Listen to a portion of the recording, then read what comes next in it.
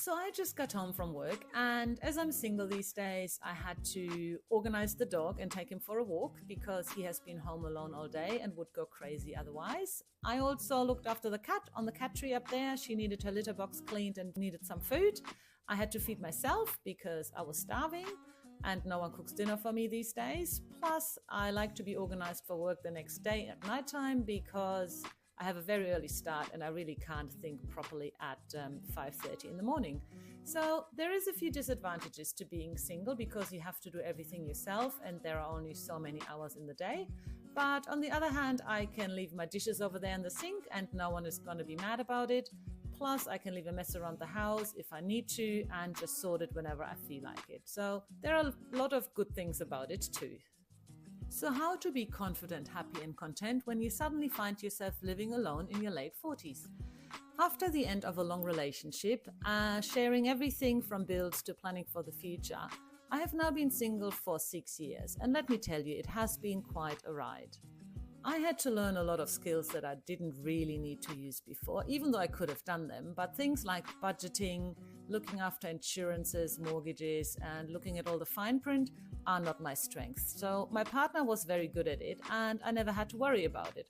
So now that I was single, I really had to pull finger and try and do it all by myself. So after living solo again now for 6 years and developing some skills in all these areas, such as money, organization, budgeting, mortgages, insurances, and life admin in general, I'm sure I picked up some good skills and habits that might be helpful for some first-timers who suddenly found themselves single in their later stages of life. And I wanted to share them with you to hopefully help some of you out that are struggling a little bit with the process at the moment. So here we go. The 3 principles I had to get my head around living alone again were responsibility, competency, and security. All of these can be big concerns, particularly for women, with security probably being on top of the list. We will talk about this one at the end of this video. Responsibility means you're in charge of everything now that you're single. From taking out the trash to planning your financial future, it's all on you. As I'm really not that great with numbers and I really do not enjoy doing budgeting and doing anything that has to do with math really or sorting paperwork, I would procrastinate. So at the beginning, it was really overwhelming and challenging for me to be in charge of everything that came with living alone again and having a mortgage and I guess the usual life admin that comes with it. Because I really dislike looking after finances and doing anything life admin related really, for the first year I didn't really do much of it, but it became apparent very quickly that without organization, things started to fall apart very quickly. I would forget to pay bills or pay way too much for my electricity and gas because I just couldn't be bothered really to work out how to get a better deal and what can be done about it. I also never had an idea where all my money went and quite often would end up in a small amount of debt at the end of the month and then have to work out how to find the money to pay off the credit card every single time. I realized very quickly that something had to change and I started simply by watching some YouTube videos actually on how to budget the easiest possible way. Basically budgeting for dummies or for lazy people like me and also on how to organize my life admin to make sense of everything and being able to easily keep an eye on everything that needs to be done without really having to do too much work for it. This was an opportunity to do things my way. And I have to say, now that it's all set up, I really enjoy it. And it's so good to be able to easily look up things I need to know and knowing exactly where my money goes so that I can budget at the beginning of the month and don't end up in debt at the end of the month. And I can plan for holidays, special buys, etc. Just remember, you know yourself best, and this is the time where you can set up things that they work for you. You will always make the best decision for yourself. So whatever you think will work for you is the system to go with. By being the one in charge about everything now, especially my finances, I started to feel a lot less stressed and overwhelmed by all these tasks and don't really think about it anymore, which was a really good step for my well-being. And I can now just do it in my sleep really and don't worry about it. Establishing routines is key, especially at the beginning.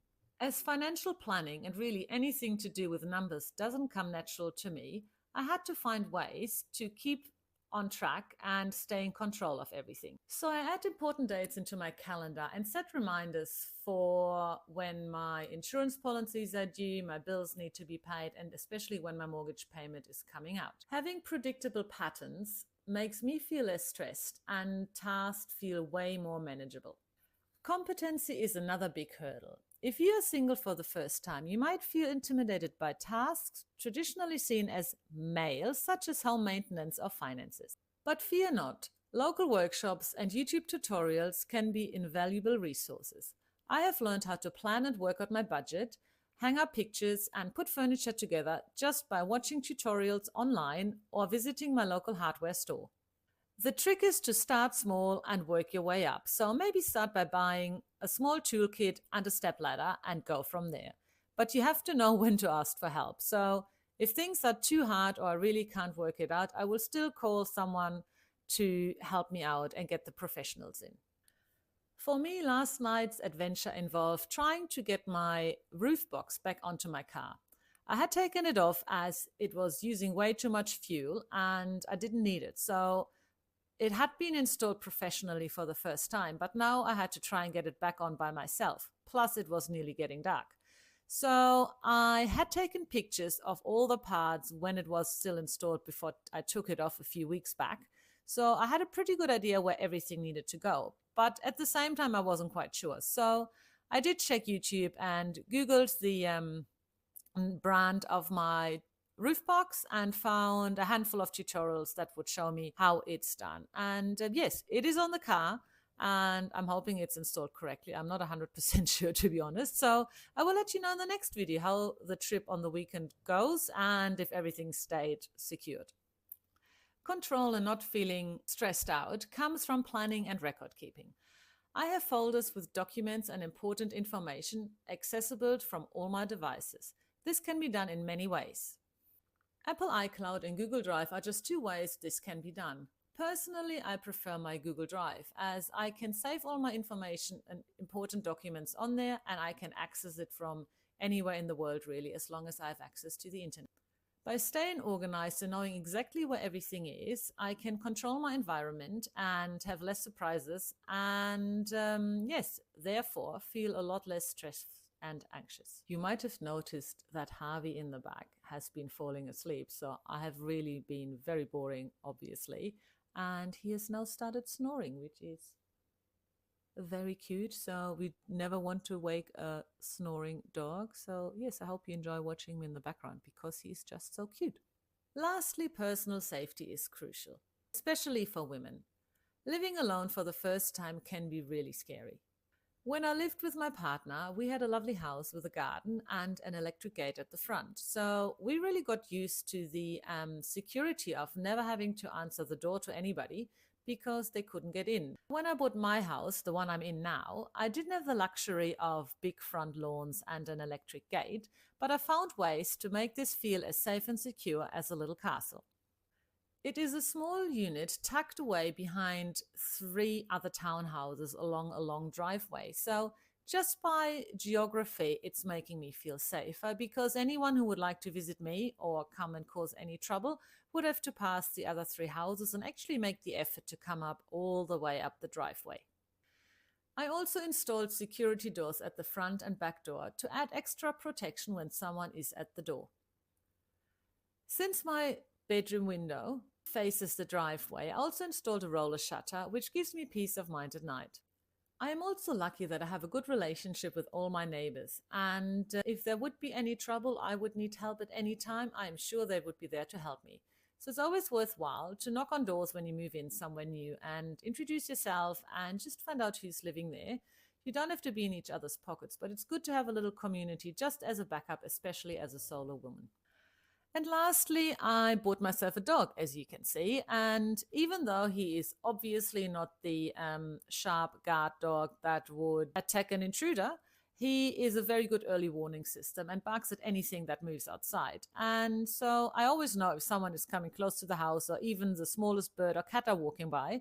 And hence, no one can really sneak up on us here in the back. Setting up routines, securing your home, and perhaps maybe even get a pet can provide peace of mind. So try to embrace the responsibility, acknowledge your fears, but don't let them control you, and be the boss. Because when you're living solo, you're the best person for the job.